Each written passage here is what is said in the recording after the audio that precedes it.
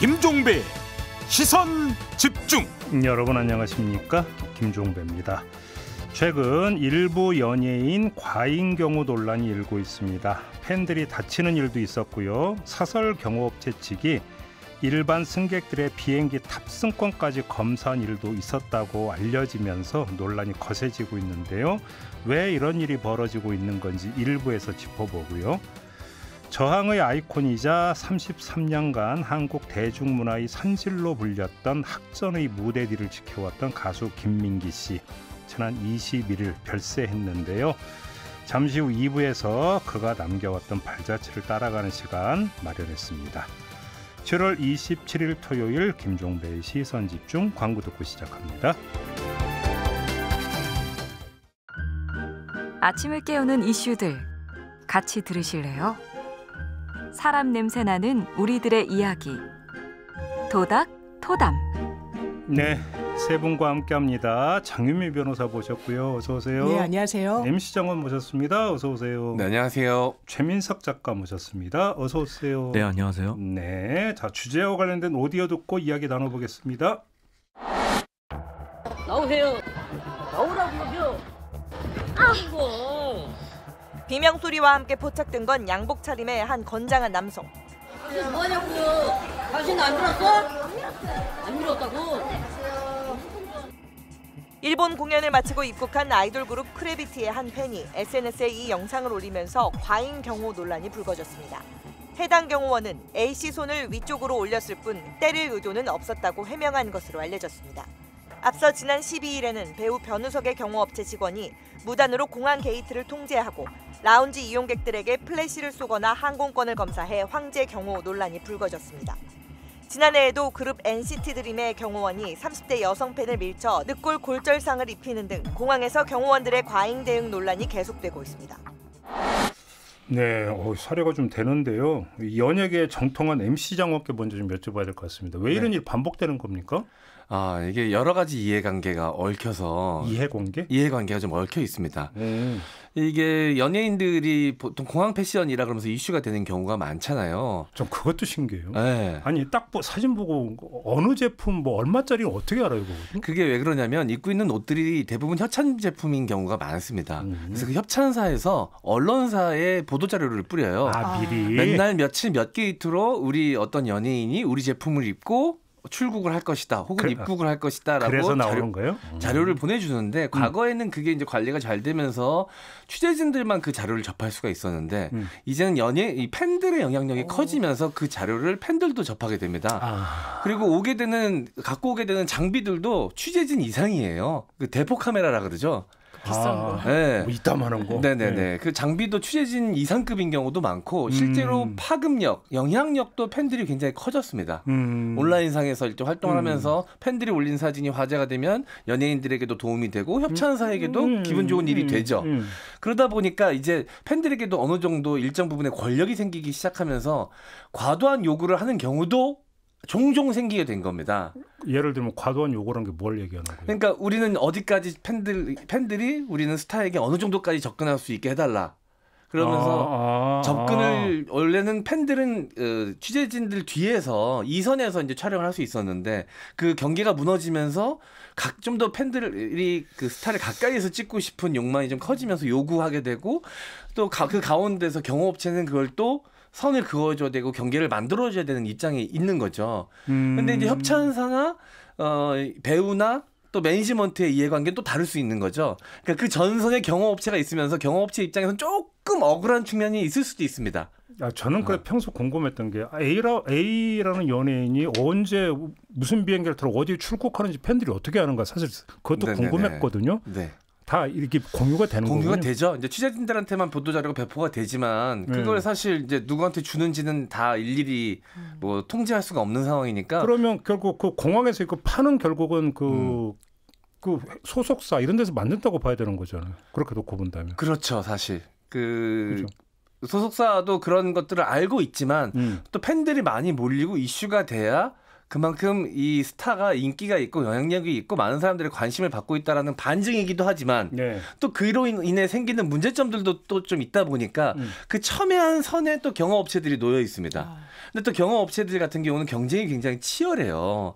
그리고 한 번 경호를 맡게 되면 보통 이제 쭉 오랫동안 가게 되기 때문에 이 경호 매뉴얼 같은 것들을 좀 삼엄하게 하고 엄격하게 하면 할수록 또 이 배우 소속사나 배우들 같은 경우는 또 좋아하는 경우가 있기 때문에 여러 가지 이해관계가 얽혀 있죠. 어깨 뿜뿜이 되는 겁니다. 네. 그러니까 파는 소속사가 만들고 네. 현장 관리는 경호업체한테 맡겨버리고. 네. 뭐 협찬사도 얽혀 있고 아주 여러 가지 이해관계가 그 공항이라는 공간 안에 얽혀 있는 것이죠. 스타들은 또 너무 대놓고 협찬 제품을 입는 것을 좀 경계하는 또 분위기가 있어요. 왜냐하면 팬들로부터 손가락질 당하기도 하거든요. 저것도 협찬 제품 입고 광고하는 거 아니야? 근데 공항 패션 같은 경우는 일상복처럼 자연스럽게 협찬사의 제품들을 홍보할 수 있는 장이 되기 때문에 네, 스타들도 또 원하는 측면이 있긴 한데 또 과도하게 또 열기가 올라가면서 취재 열기가 올라가면서 사고가 벌어지기도 하니까 여러 가지 위험 상황에 노출이 되는 것이죠. 그래서 협찬사는 공항 사진으로 이 제품을 간접 광고하고 연예 기획사는 사실 그걸로 돈을 받는다고 그러더라고요. 아, 또? 예. 받죠, 네, 당연히. 많이 받는다고. 그래요? 많이 받습니다. 아, 그냥 그 제품만 협찬받는 게 아니라? 그 일종의 광고비로 받는 거죠. 좋은 것 같아요. 그러니까 이것도 하나의 비즈니스인 거죠. 굉장히 큰 돈이 거기에 그 현장에서 움직이고 있는 겁니다, 지금. 그렇구나. 근데 아무튼 그럼 장유미 변호사한테 여쭤보고 싶은 게, 자, 변우석 씨의 경우에는 이게 인권위까지 갔다면서요? 인권위에 진정을 했어요. 법적 문제가 있습니까, 없습니까? 있죠. 왜냐하면 이건 과잉 경호를 넘어서요. 그냥 뭐 당연히 밀치고 이런 거는 이제 폭행으로도 볼 수 있는데 저희 오디오에서 들으신 것처럼 상당히 사람을 굉장히 좀 모멸적으로 대한단 말이에요. 막 반말조로 하고. 근데 일단 변우석 배우의 이제 경호팀에서는요, 공용 게이트, 그 공항의 공용 게이트를 출입을 차단을 했어요, 아예. 이 배우가 이제 가야 된다라는 이유로. 그리고 사람들이 사진을 찍고 막 이제 근접해서 접근하려고 하니까 손전등을 사람 눈에 비칩니다. 대단히 좀 부적절하죠. 그게 또 대단한 이제 공분을 샀는데 또 이 라운지 이용객들의 항공권을 자기들이 검사를 했어요. 그러면서 그때 워딩 같은 거나 이렇게 발언하는 것도 우리 이렇게 할 거다. 그러면 이거 무슨 권한으로 그렇게 해요? 뭐 취재진도 뭐 팬들도 이렇게 물으니까 이거 다 공항 쪽이랑 이야기가 된 거다라고 했는데 그때 해명 그렇게 나왔던데. 예, 근데 최근 소식에 따르면 그 공항 측에서는요, 인천국제공항 측에서는 인천공항 경찰단에 이 경호업체를 고소했습니다. 예, 이거는 업무방해에는 해당하는 것 같고요. 그럼 사전 협의가 안 됐다라는 겁니다. 사전 협의는 안 됐다라는 것이고요. 업무방해가 하려면 위력이나 위계가 있어야 되는데 뭘 속였다라고 보기는 어렵고, 위계는 이제 속임수를 썼다는 건데 위력. 그러니까 경호업체에 사람들이 나와서 사람들한테 약간 위화감을 조성하면서 사실 공항 공사의 업무를 방해했다는 거죠. 자기들한테 또 검수를 하거나 항공권을 보여달라고 할 권한이 없어요. 그래서 강요죄 여부도 좀 살펴봐야 됩니다. 폭행 협박으로 의무 없는 일을 시켰는지, 권리 행사를 방해했는지. 그래서 형사 이슈가 되고 있죠. 그래서 이 기사를 접하고 사실 믿지를 못했어요. 그러니까 예전에 공권력이 시위를 진압하거나 뭐 그럴 때도 조금만 뭔가 이제 강압적으로 해도 굉장히 큰 이슈가 되잖아요. 아니, 저가 그 최고 기록이 남대문에서 시장까지 걸어가는 동안에 불신검을 9번을 당한 적이 있거든요. 그때가 그 노태우 정부 때였는데, 아니 진짜로. 웃을 일은 아닌데. 그래 나중에는 한 4번 당하니까 그다음부터는 제가 주민증을 꺼내갖고 머리 위에 이렇게 올리고 걸어가는데도 또 잡더라고요. 그렇게 9번은 그러니까 공권력이잖아요, 그거는. 기분 그래도 되게 나쁜데. 그렇죠. 이건 공권력도 공권력도 아닌 사설 경호업체가 대체 무슨 생각으로 무슨 근거로 했는지 저는 이게 처음에 납득이 안 돼서 뭔가 잘못 전달된 줄 알았어요. 헛웃음밖에 안 나오는. 그러니까 만약에 상황입니다. 법적으로 문제 삼으면 이건 문제 된다라는 거죠. 처벌될 수 있어요. 특히 업무방해는 저는 대단히 가능성이 높고, 강요죄는 이제 폭행 협박이 요건이다 보니까 이걸 그렇게까지 이 협박으로 느꼈을까, 이 피해자들이. 이거는 좀 법적으로 평가를 해야 되는 부분이 있고, 그리고 그런 법적 이슈도 있어요. 요즘은 뭐 사생팬이다 뭐다 해가지고 비행기 워낙에 많은 이제 연예인들이 출국하다 보니까 옆에 타는 거예요, 개인정보를 빼내서. 정도. 근데 그게 아예 또 탑승하고 이동까지 하면 돈이 많이 드니까요. 거기까지만 가고 또 취소를 해서 수수료만 내는 방식으로 한다고 하더라고요. 입장권만? 입장권만 이제 취득하는 셈인데 네. 이것도 법적인 처벌은 그건 조금 어렵거든요. 개인정보 처리자가 아니어가지고 팬들이. 근데 저는 하나 궁금한 게 소속사가 네. 경호업체하고 이제 그 계약을 맺잖아요. 네, 맞습니다. 그러면 이 경호업체가 어떤 상행이고 경호를 어떤 식으로 한다는 걸 모르나요? 아니요, 알죠.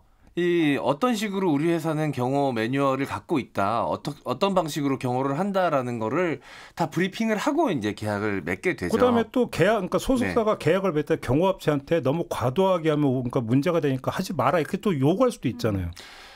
그럴 수도 있죠. 근데 왜 이런 현상이 빚어지는 거예요? 이게 좀 쉽게 말씀드리기가 어려운 게 네. 여러 가지 행사가 있는데 그때마다 또 특성이 다릅니다. 행사의 특성이 다르고 그거에 맞게 이제 그 경호 매뉴얼을 갖춰야 되는데 경호업계의 상황을 보면 배우 경호 맡는 경호업계가 정해져 있고요.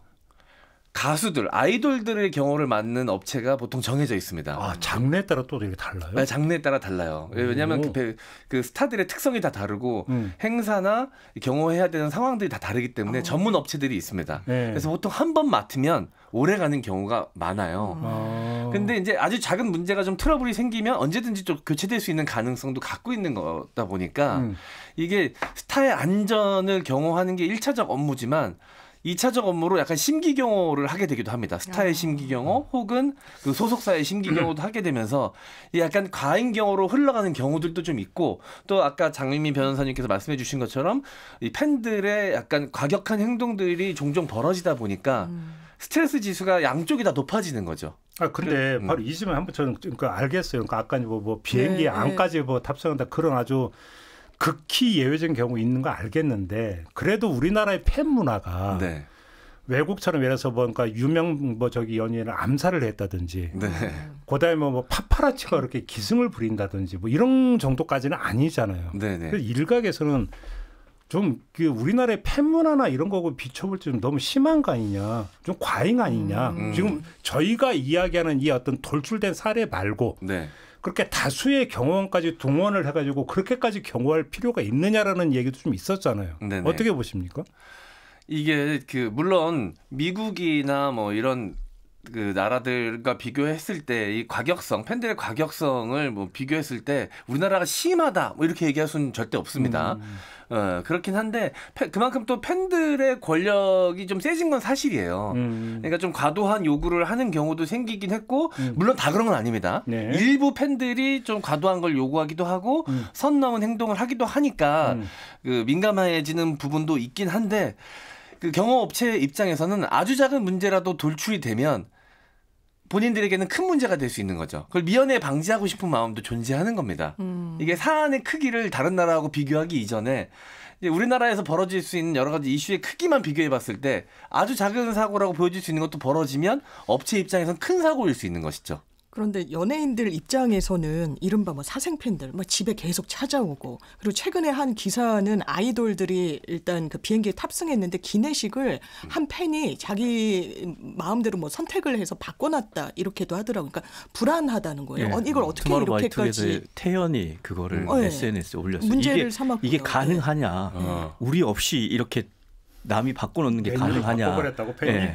그러면서 불쾌감을 호소를 했죠. 그러니까 여러 양태가 있는데 연예인 입장에서는 이거 너무 아무리 팬이어도 내 사생활을 너무 침입한다. 그리고 이동할 때 뭐 따라붙는 거는 뭐 정통적인 방식이고요. 네. 그러니까 팬들만 있는 게 아니라 거기에는 뭐 취재진도 있고 팬들도 있고 또 유튜버들도 있거든요. 근데 이제 남들과 다른 영상과 사진을 촬영해야지만 희소성이 생기고 가치가 높아지다 보니까 그거를 통제하는 데 있어서도 솔직히 어려움이 많이 존재하는 것도 사실입니다. 그러니까 우리나라도 이제 이른바 파파라치 현상 비슷한 초입 단계에 와 있다 이렇게 봐야 되는 있죠. 건가요? 그러니까 네. 망원 렌즈, 네. 굉장히 큰 고가의 망원 렌즈를 부착을 해서 사진을 찍는 사람들을 일명 이제 대포 부대라고 하는데 네. 그 대포 부대가 특히 이제 등장하는 곳이 공항 출국 장소. 네. 거기랑 요즘 또 방송국 출근샷을 굉장히 네. 많이 찍어요. 네. 그러니까 제가 왜 이렇게 공항과 방송국에서 사진을 많이 찍을까 생각해 보니까 그러니까 사생팬 문제가 한 10년 전부터 굉장히 문제가 불거졌잖아요. 그러다 보니까 뭔가 협의된 공간이 공항과 방송국 정문 앞이다. 특히 그 목동에 있는 모 방송국 앞에 늘 대포 부대가 있거든요. 그래서 상암동에서도 종종 이제 연출되잖아요. 여기 조금 있긴 한데 그래서 이 공항 패션이랑 방송국 출근샷에 열광하는 이유는 아마 장소의 특수성 때문인 것 같아요.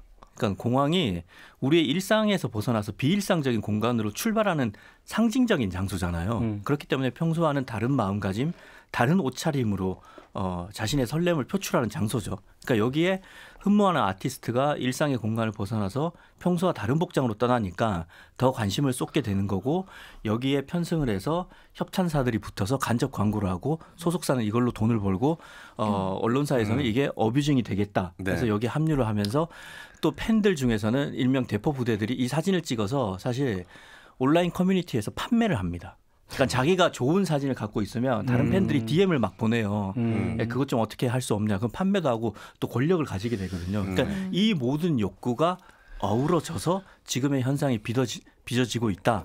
이렇게 이해하고 있는. 아까 이제 저희가 거죠. 얘기했던 변호석 씨의 경우에는 출국 때 벌어진 일이고. 맞습니다. 근데 또 입국할 때 그래서 경호 인력을 줄였더니 몰린 인파로 아수라장이 연출이 됐다. 이게 진짜 딜레마인 거예요. 왜냐하면 이제 경호업체가 너무 배우의 이미지, 지금 이 배우는 되게 좀 오랜 기간 동안 무명 생활을 겪다가 진짜 빵 뜬 건데 경호업체 때문에 이미지가 너무 이제 훼손이 되니까 경호업체와는 더 이상 일하지 않는다라고 하고 뭐 오히려 소속사가 사과하고 이랬는데 그래서 경호 인력도 줄여서 입국할 때 봤더니 현장은 아수라장. 이게 완전 딜레마인 거죠. 그럼 어떻게 해야 돼요? 대안이 뭐라고 보세요? 사실 팬들의 문화가 중요합니다. 그러니까 아니, 그럼 일단 제가 단순 무식하게 질문 하나 드려볼게요. 그러면 출국 정보 안 주면 되잖아요. 그러면 그것도 중요하죠. 그러니까 기획사가 사실 그 욕심을 버려야 되는데 그러니까 저는 얼마가 오가는지 모르겠어요. 그럼 출국 정보를 흘림으로써 발생되는 매출을 포기하기가 힘들다. 그렇죠. 그 금액이 꽤 크다고 하니까. 그러니까 그래서 모든 스타들이 출국 장면을 다 노출하는 게 아닙니다. 그런 것도 노출되는 건 싫어가지고 비밀리에 알리지 않고 입국하고 출국하는 스타들도 많아요. 근데 이제 그렇지 않은 회사나 그렇지 않은 스타들도 존재하는 것이죠. 이게 문제는 그러다 보니까 물론 일부 팬들의 잘못도 존재하고 그걸 또 막으려다 보니까 이제 과잉 경호하는 경호업체 그 사이에 이해관계에 있는 스타나 소속사들의 문제점들도 있지만 결국은 공항이라는 장소가 공공 장소고 많은 사람이 이용하는 장소다 보니까 그 행사랑 관계없는 보통의 사람들, 일반 사람들이 피해를 보니까 그러니까요. 그게 문제인 거죠. 그렇죠. 그리고 이제 선의를 갖고 그냥 스타 얼굴 한번 보고 싶어서 갔던 팬들이 어떤 폭력 상황에 노출되기도 하고. 그러니까요. 이런 것들이 이제 문제점인 것입니다. 그럼 어떻게 해야 되는? 대안이 뭐라고 보세요? 이게 굉장히 첨예한 이해관계들이 막 얽혀 있어서 좀 의식이 바뀌어야 될 것 같아요. 그러니까 아티스트를 작품으로 사랑을 하고 작품에 접근을 해야지. 아티스트의 사생활에 지나치게 관심을 갖는 건 일단 지양을 해야 되는데 그게 왜 안 되냐면 기획사들이 아티스트의 사생활로 돈을 벌거든요. 그러니까 그것에 대한 적절한 견제와 비판이 이루어져야 되는 거고 사실 그러니까 방송국에 출근을 한다, 공항에 간다, 이 이동이잖아요. 이 이동은 이동일 뿐입니다. 그리고 더욱 게다가 공항은 안전이 정말 중요한 장소잖아요. 옛날에 그 뉴키즈 언더 블럭 왔을 때 공연 때 뭐 압사 사고도 있고 그랬기 때문에 옛날 비틀즈가 미국에 처음에 도착했을 때도 그때 당시에 그 미국 소녀들이 막 깔리고 그랬거든요.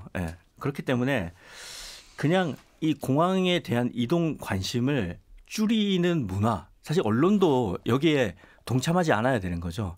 그러니까 이게 뭐 법적으로 하기는 사실 애매하고 어렵고, 그러니까 문화다. 그러면 이 문화를 저희가 숙고하고 좀 지양해야 되는 얘기가 많이 나와요. 경호 방식을 바꿀 필요는 어떻게 생각하세요? 그럴 필요가 있는 게 최근에도 뷔였나요? 완전 BTS는 세계적 스타잖아요. 그때 딱 줄을 이렇게 쳐서 이제 아예 근접하는 걸 좀 막았지만 이 스타를 보는 데에는 좀 도움이 되는 방식으로 해서 이제 안전사고가 전혀 안 나서 좀 모범적인 사례다 이야기를 하게 되고, 손흥민 선수도 슈퍼스타잖아요. 그런데 그때도 경호 인력이 상당히 많이 배치는 되는데 손흥민 선수는 팬에게 굉장히 이제 팬 서비스를 잘하는 것도 유명한데 근접을 하는 걸 막지는 않는데요. 이게 물론 이제 선수와 소통이 된 결과물이긴 하겠지만 이제 위험 상황이 노출되면 바로 이걸 막을 수 있게 조치는 하고 준비는 하지만 팬들과의 접촉을 막지 않는 것도 그냥 스타가 허용하면은 이것도 좀 문화로 자리를 잡는 게 좋을 것 같다는 생각이 듭니다. M장은 어떻게 생각하십니까? 네, 이게 굉장히 쉽게 얘기하기 어려운 이야기인 것 같습니다. 네. 이게 팬들은 사실 가까운 곳, 좀 더 가까이에서 스타를 보고 싶은 마음 충분히 이해되죠. 누군가를 좋아해 본 사람들이라면 그 마음도 충분히 이해가 되는데 이제 워낙 그런 생각을 갖고 있는 사람들이 많이 몰리다 보면 그리고 혹은 그런 걸 떠나서 이제 금전관계에 얽힌 사람들까지 그 팬들 속에 섞여 있다 보면 그걸 분리시키는 게 굉장히 어려운 일입니다. 그리고 공항이라는 장소가 누구나 찾을 수 있는 장소잖아요. 그렇죠. 누구는 들어올 수 있게 하고 누구는 들어올 수 없게 하고 이렇게 걸러내기가 불가능한 장소다 보니까 네. 일단 우리 작가님 말씀대로 일단 인식 자체가 좀 바뀌어야 되는 게 가장 중요한 문제일 것 같고요. 저는 이제 어쩔 수 없이 공항에서도 이 부분에 있어서 좀 적극적으로 관여를 해야 된다라고 생각을 합니다. 왜냐하면 공항 쪽에서도 공항을 이용하는 이용객들에게 큰 불편을 안길 수 있는 사안이기 때문에 네. 또 안전 문제가 얽혀 있는 문제이기 때문에 약간 방관하는 측면도 있거든요. 네. 그냥 그 사설 경업체 다 맡겨버리는 겁니까? 그런 부분도 좀 있죠. 왜냐하면 거기는 그 오픈된 공간이고 원래 누구나 올 수 있는 공간에 오는 거기 때문에 팬들 입장에서는 왜 여기에 우리가 오는 게 잘못이냐라고 얘기할 수 있는 부분이기 때문에. 그렇죠. 네. 근데 좀 더 적극적으로 개입해서 동선 같은 것들을 만들고 이럴 때 그리고 경호업체와의 어느 정도로 경호를 할 것인가 이런 거에 대해서도 조금 더 적극적으로 개입할 필요가 좀 있다고 봅니다. 왜냐하면 공항을 찾는 보통의 사람들의 안전을 위해서라도. 네. 얘기하다 보니까 이게 간단한 문제가 아니군요. 이렇게 설킨 문제인 것 같습니다. 아무튼 근데 그 조금 전에 그 최 작가 말씀대로 문화의 영역이다. 네. 그렇죠. 이거는 뭐 분명한 사실인 것 같습니다. 그렇게 이제 뭐 서로가 좀 뭔가 뭐 이 경호 문화일 수도 있고 팬 문화일 수도 있고 네. 좀 만들어가는 어떤 좀 노력이 필요하지 않을까. 첫 번째 주제 이렇게 좀 마무리하고요. 두 번째 주제로 이어가겠습니다.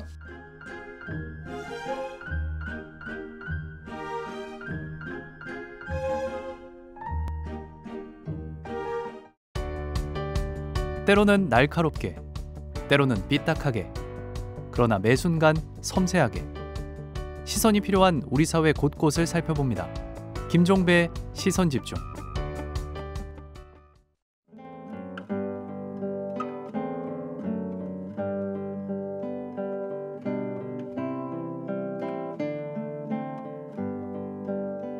토닥토담 세 분과 함께하고 있습니다. 최민석 작가, MC 장원, 장유미 변호사 세 분과 함께하고 있는데요. 자, 2부는 특별히 노래 한 곡 들으면서 시작하겠습니다. 긴 밤시 새우고 불림마다 맺힌 진주보다 더 고운 아침 이슬처럼 내 맘에 서름이 알알이 맺힐 때 아침 동산에 올라 작은 미소를 배운다. 태양은 묘지 위에 붉게 떠오르고 한낮에 찌는 더위는 나의 시련일지라. 나 이제 가노라. 저 거친 광야에 서러움 모두 버리고 나 이제 가노라.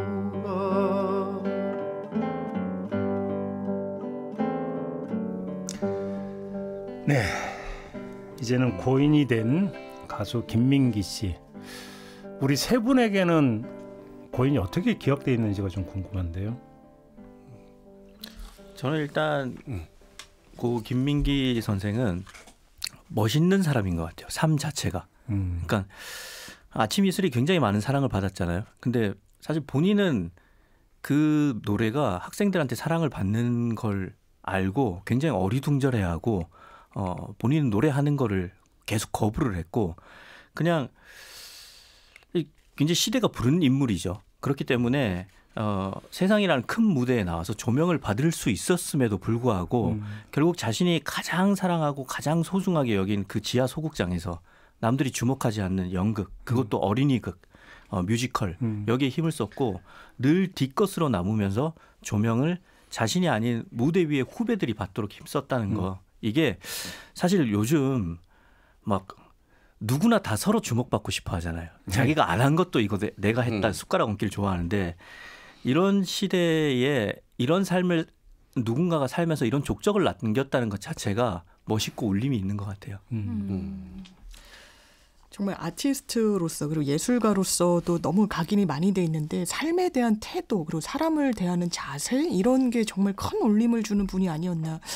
이제 삶이 다시금 이제 조망을 받고 이러는데 70년대 보안사 취조실에서 정말 이제 본인 표현에 따르면 죽도록 맞았다는 거예요. 이제 좌익 인사다 막 이렇게 분류가 됐으니까. 그런데 그때 이 김민기 씨가 어떤 심정을 떠올렸나. 아, 나 때문에 이 사람들이 죄를 짓고 있구나라는 생각이 들면서 오히려 미안한 마음이 들었고 후배들한테도 같은 길을 걷는 후배들한테 너무 미워하지 말아라. 미워하게 되면 닮게 된다. 이런 삶의 자세, 본인을 드러내지 않고 항상 성찰하고 숙고하고 타인을 좀 그러니까 후배들을 이렇게 앞세우는 정말 이 시대 어른이었다 이런 생각이 듭니다. 네, 이 예술인이기 이전에 이 철학자 같은 느낌이 좀 있으신 분인 것 같아요. 그냥 뭐 음악을 하고 뭐 극단을 운영하고 이러셨던 게 아니라 본인만의 철학이 좀 확고했던 사람? 그리고 그것들이 주변의 환경이나 누군가의 억압, 압박으로 인해서 변치 않고 그 철학을 유지했던 사람. 이런 생각이 좀 듭니다. 그래서 그분의 이 음악도 좋고 뭐 여러 가지 발자취도 좋지만 그분의 생각 자체가 너무 멋있고 따라하고 싶은 느낌을 주는 그런 분인 것 같아요. 네. 그러니까 뭐 저 같은 경우는 이제 그 86세대다 보니까 86세대에게는 사실은 아침 이슬은 거의 국가에 준하는 노래.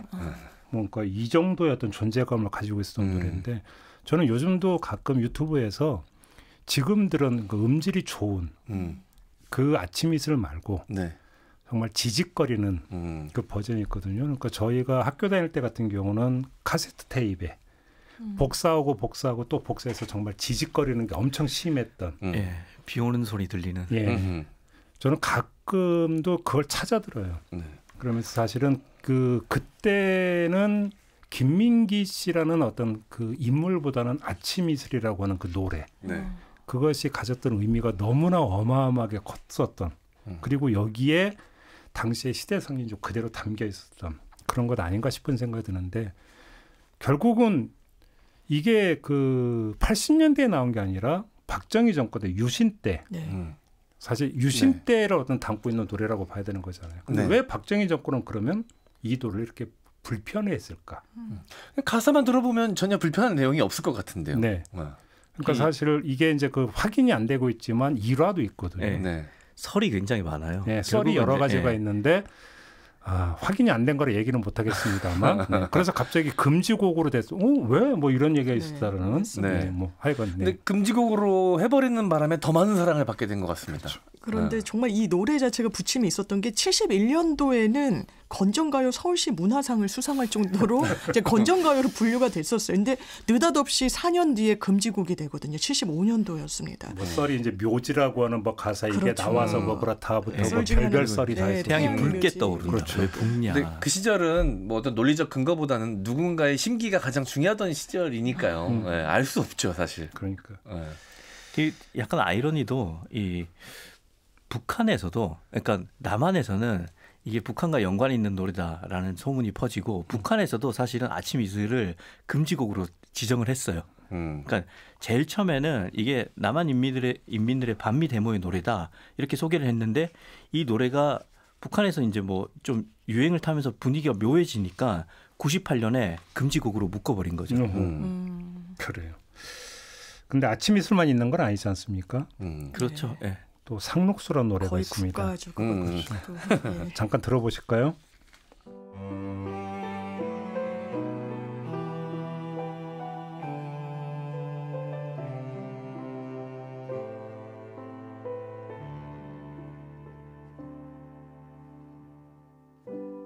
저들의 푸르른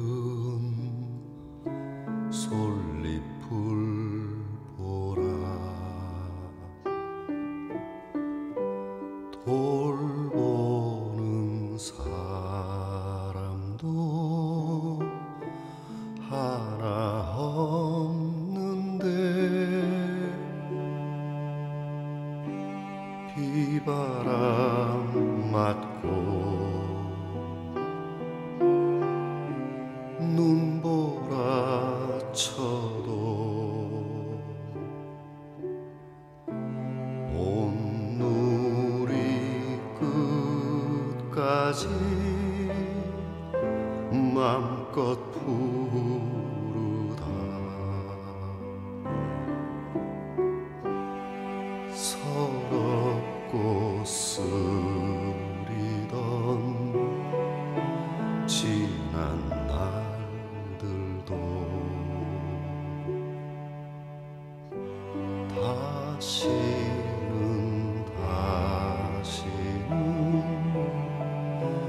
오지 말라고 땀 흘리리라 깨우치리라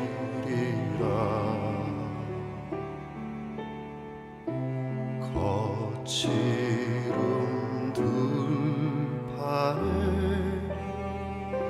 솔잎 되리라. 네, 상록수 들어봤는데요. 저는 그 일화가 하나 있는데 꽤 오래된 얘기인데 이 상록수 노래가 한번 라디오에 흘러나온 걸 들은 적이 있어요. 근데 그게 김민기 씨의 목소리가 아니라 어린이 합창단이 부른 상록수가 있었어요. 그게 라디오를 통해서 흘러나오는 순간에 제가 모골이 송연해진 적이 있었는데 왜 그러냐면 그 완전히 다른 노래다라는 느낌. 그러니까 이게 이 노래라고 하는 것이 음정, 박자, 곡조만이 아니라고 하는 것들을 진짜로 느꼈던 게 그 순간이었거든요. 누가 부르냐에 따라서. 그렇죠. 그러니까 이 노래의 어떤 결국은 스며들어 있는 감성이라고 하는 게 뭔가라고 하는 것들을 사실 개인적으로 느꼈던 게 딱 그때의 경험인데 아침 이슬의 준할만큼 진짜로 유명하고 많이 사랑받았던 노래가 바로 상록수이죠. 근데 우리 세 분에게는 김민기 씨의 노래 가운데 가장 좋아하는 노래가 어떤 건가요? 저는 사실 많이 회자되지는 않는데 가을 편지를 제일 좋아해요. 가을 편지를 다른 가수들이 리메이크를 해서 이동원 씨도 부르고 그러죠. 예, 뭐 JK 김동욱도 부르고 뭐 굉장히 많은 가수들이 불렀는데 근데 사실 원작자잖아요. 그렇기 때문에 이 그 특유의 중저음 그리고 이 창법이 꾸미지 않는 창법이잖아요. 그렇죠. 그래서 이걸 듣다 보면 노래는 멜로디가 있는 이야기, 즉 말이다. 그리고 신기한 게 잘 부르려고 하지 않은데 굉장히 잘 불러요. 그 자연스러움이 정말 좋은 것 같아요. 그래서 저는 사실 가을 편지를 들으면서 모골이 송연해지는 경험을 했었습니다. 저는 이제 개인적인 경험을 좀 말씀드리자면 제가 이제 대학교 때 학생회 활동을 했었는데 1학년 때 못 모르고 이제 선배들을 막 따라다니게 되잖아요. 그러다 보면 이제 여러 가지 활동을 했던 선배들을 만나게 되는데 기억에 남는 선배 중에 하나가 술 먹으면 꼭 이 상록수를 틀어놓고 분위기 잡는 선배가 있었어요. 근데 그 선배도 그렇게 학벌이 높지 않았거든요.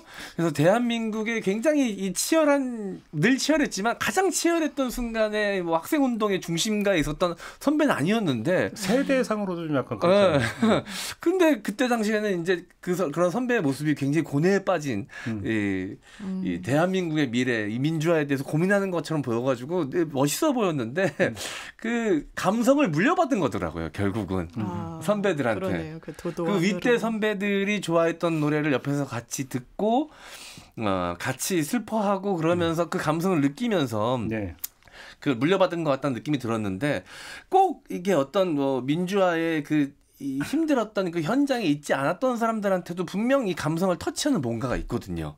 그러니까 꼭 이거는 어떤 그런 운동의 일환으로만 바라볼 수 없는 노래다라.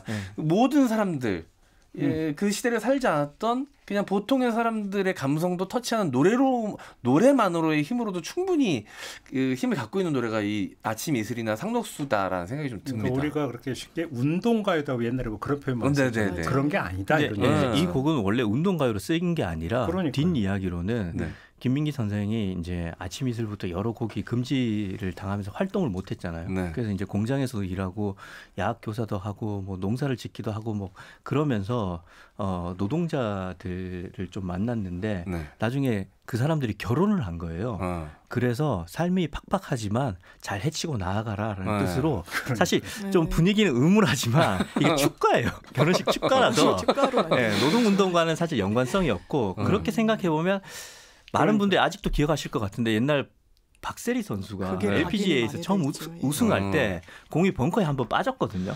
그때 이제 밑에서 그 양말 벗고 들어가서 저수지 같은 데서 그 유명한 사진 거기서 이제 들어가서. 올릴 때 공을 올릴 때 요거는 이제 양희은 씨 버전의 상록수가 굉장히 많이 나왔어요.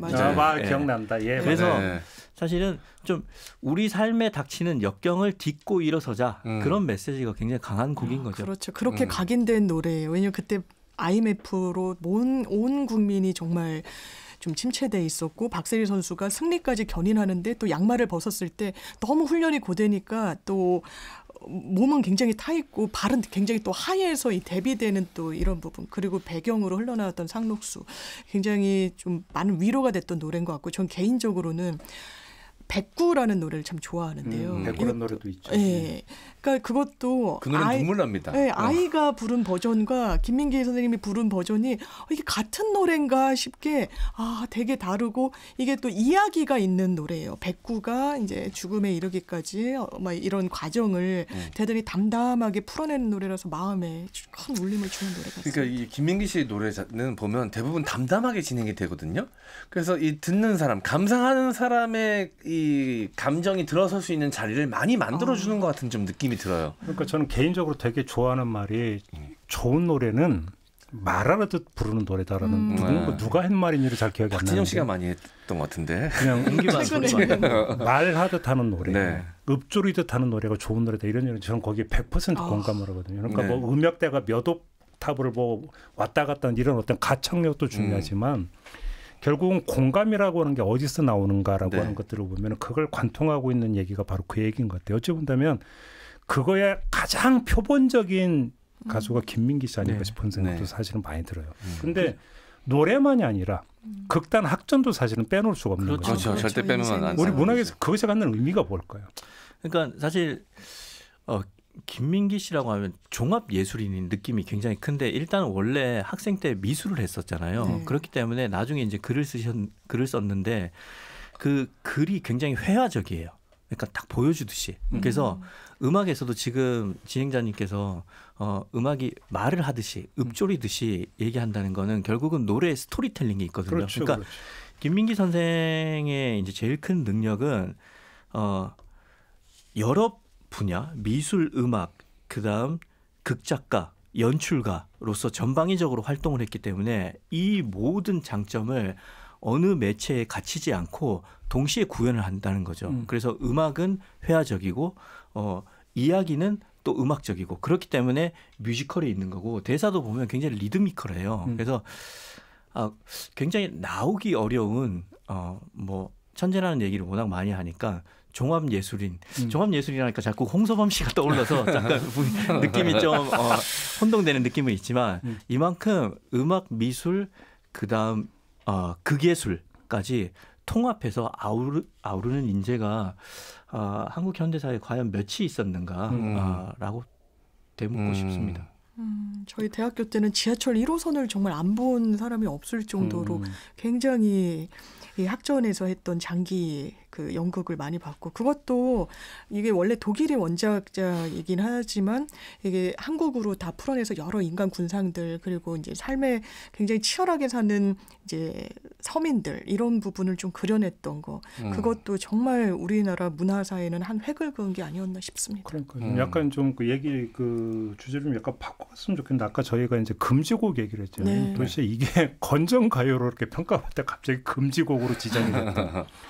이거는 노래 안에 그 요소가 있는 게 아니라 결국은 규정하는 어떤 힘이 결국은 어떤 게 이런 뭐 노래, 문화라고 하는 것들을 재단해 버리는 아주 예잖아요. 그렇죠. 근데 최근에도 이거 뭐 그 저기 연예를 가지고 좌파 우파로 나누는 또 영화를 가지고 좌파 우파를 나누는 이 현상이 계속되고 있는 거잖아요, 사실은. 이건 어떻게 평가를 하십니까? 저는 그러니까 생전에 그 토크쇼에 나와서 원래 이제 인터뷰를 안 하잖아요. 제 기억이 정확하지는 않은데 주병진 씨가 하는 프로그램이었던 것 같아요. 그때 이제 사회자가 물었어요. 아침 이슬이 이렇게 많은 사람들한테 사랑을 받는데 어떠냐 그러니까 되게 멋쩍어 하면서 노래가 가지고 있는 순수성이 있는데 그것이 물론 사용하는 사람들, 부르는 사람들의 뜻에 따라서 다양한 용도로 쓰일 수는 있지만 이 노래가 사람들의 편을 가르고 이 노래 때문에 억압받는 사람이 생기고 이 노래 때문에 우리 사회의 갈등이 조장되는 것에 대해서 굉장히 마음 아파하고 얘기하는 것조차 싫어할 만큼 그래서 한동안 아예 노래를 안 해버렸고 그래서 노래 한 소절 하시겠습니까? 노래 안 합니다. 그래서 딱 거절을 하는 거예요. 그만큼 그냥 어떻게 보면 굉장히 순수 예술인이에요. 그렇기 때문에 이 뭐 좌파 우파 이렇게 가르고 자신의 작품에 따라서 어떠한 메시지가 있다 이렇게 해석하는 거를 지금 하늘에서 보면 굉장히 실소를 짓지 않을까. 그냥 나는 하고 싶은 것, 그냥 아름다운 것, 그걸 하고 했을 뿐인데. 예. 저는 그런 식의 가르기가 대중문화 예술인에 대한 무시이고 핍박이기도 하지만 그들이 만든 문화예술 콘텐츠를 소비하면서 해석하고 받아들이는 거는 소비자들의 몫이거든요. 관객들의 몫이고요. 그거는 마음껏 자유롭게 어떻게든 해석할 수 있는 것입니다.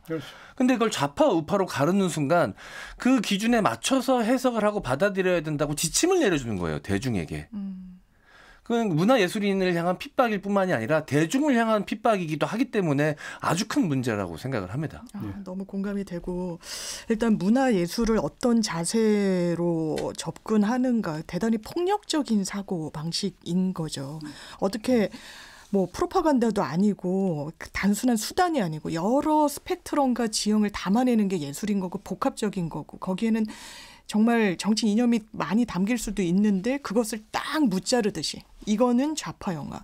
최근에도 뭐 인사가 그랬죠. 베테랑과 택시 운전사는 뭐 좌파 영화. 국제시장은 우파 영화. 그렇게 분류가 된다는 사고를 한다는 것 자체가 좀 놀랍고 뭐 이태원 참사를 추모했기 때문에 좌파 연예인. 뭐 안 그런 영화에 출연하면 우파 연예인. 그리고 우리가 우파 연예인은 뭐 더 지원해야 된다. 굉장히 이거는 뭐 단선적인 사고를 넘어서 문화를 뭐라고 하는가. 수단과 그런 하나의 지렛대로만 사고하는 게 아닌가. 그러면 정말 김대중 대통령과 뭐 김구 선생이 이야기했던 문화강국 이런 거는 뭐 할 수도 없는 일인 거죠. 문화예술을 정치적 도구로만 생각하는 것 같다는 생각이 좀 듭니다. 문화라고 하는 것은 결국은 대중과 감성으로 만나는 거잖아요. 네. 그잖아요. 정서로 만나는 것이고. 근데 감성과 정서에 좌와 우가 있나요? 없죠. 네. 그러니까 결국은 뭐냐면 여기서 이 문화를 통해서 무엇을 교류하는 것을 보지를 못하고 그냥 표면적으로 드러내는 어떤 뭐 메시지. 근데 그 메시지도 제가 볼 때는 상당히 오독하고 있는 것 같은데 여기에만 그냥 빠져가지고 좌뇌 우뇌 따지는 것 자체가 정말 낡았다. 그리고 너무 경직돼 있다. 이런 지적을 안 할 수가 없고 그게 바로 문화를 좀먹는 아주 대표적인 사례다. 이렇게 봐야 태극기 휘날리면을 우파 영화 대표적인 우파 영화로 꼽았던데 전 너무 기분 나쁘더라고요. 그 영화가 대한민국의 입장 혹은 북한의 입장만 대변하는 영화가 아니라 그 시대장 속에서 고통받아 했었던 그때 당시 사람들의 이런 인생 같은 것들이 녹아져 들어가 있는데 그걸 정치적으로 이렇게 무자르듯이. 맞습니다. 그러니까요. 저는 눈물을 흘리고 웃음을 짓는 인간은 보편적인 인간이라고 생각을 하거든요. 그렇기 때문에 왼쪽 눈물이 없고 오른쪽 웃음이 없다. 그렇죠. 이렇게 정리하고 싶습니다. 멋진 말이네요. 그 말씀을 오늘의 결론으로 삼도록 하겠습니다. 네. 자, 이제 시간이 다 돼서 마무리해야 될 것 같습니다. 세 분 수고하셨어요. 고맙습니다. 감사합니다. 김종배의 시선집중 오늘 준비한 이야기는 여기까지고요. 김민기 씨를 기리는 마음으로 준비한 노래 작은 연못 들으면서 인사드리겠습니다. 저는 내일 아침에 다시 찾아뵙겠습니다. 고맙습니다. 깊은 산 오솔길 옆 자그마한 연못엔 지금은 더러운 물만 고이고 아무것도 살지 않지만 먼 옛날 이 연못엔 예쁜 붕어 2마리 살고 있었다고 전해지지요. 깊은 산 작은 연못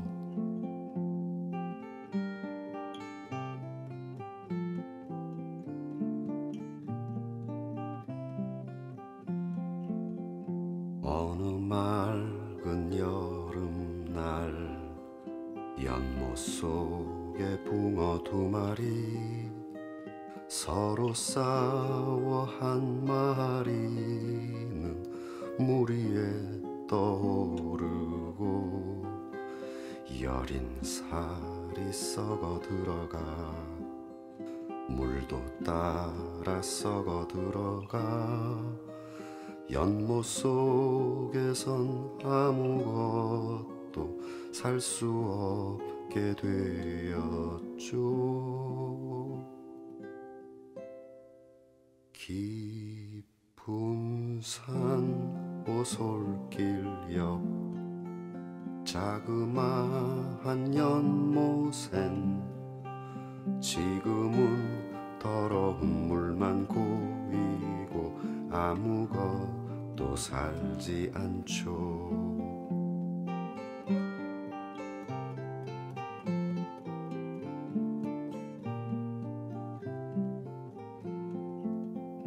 푸르던 나뭇잎이 한 잎 두 잎 떨어져 연못 위에 작은 배 띄우다가 물속 깊이 가라앉으면 집 잃은 꽃사슴이 산속을 헤매다가 연못을 찾아와 물을 마시고 살며시 잠들게 되죠.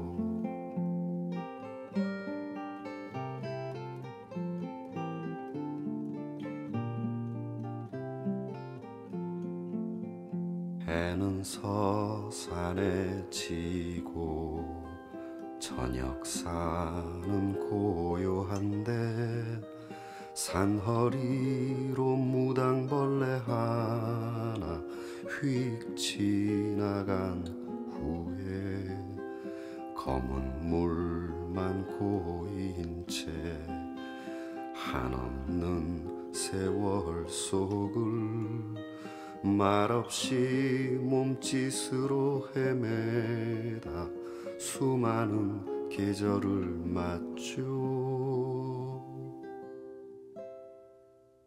깊은 산 오솔길 옆 자그마한 연못엔 지금은 더러운 물만 고이고 아무것도 살지 않죠.